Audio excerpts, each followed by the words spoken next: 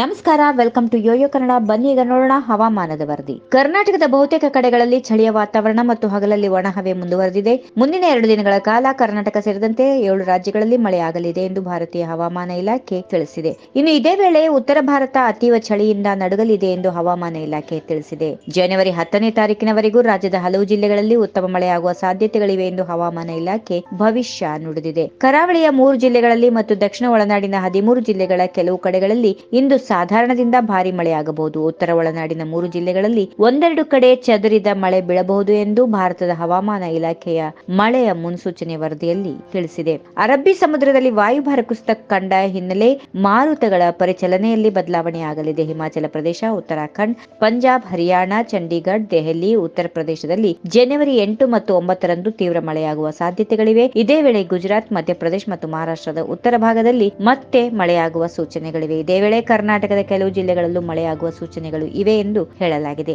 ರಾಜಸ್ಥಾನ ಹಾಗೂ ಮಧ್ಯಪ್ರದೇಶದಲ್ಲಿ ಜನವರಿ 8ರಿಂದ 10ರವರೆಗೂ ಮಳೆಯಾಗಲಿದೆ ಎಂದು ಹೇಳಲಾಗಿದೆ. ತಮಿಳುನಾಡು ಹಾಗೂ ಕೇರಳದಲ್ಲಿ ಮುಂದಿನ 2 ದಿನ ಗುಡುಗು ಸಹಿತ ಮಳೆಯಾಗುವ ಮುನ್ಸೂಚನೆಯನ್ನ ನೀಡಲಾಗಿದೆ. ಇದರಿಂದ ಕರ್ನಾಟಕದ ಕೆಲವು ಜಿಲ್ಲೆಗಳಲ್ಲೂ ಮಳೆಯಾಗುವ ಮುನ್ಸೂಚನೆಯನ್ನ ಹವಾಮಾನ ಇಲಾಖೆ ತಿಳಿಸಿದೆ.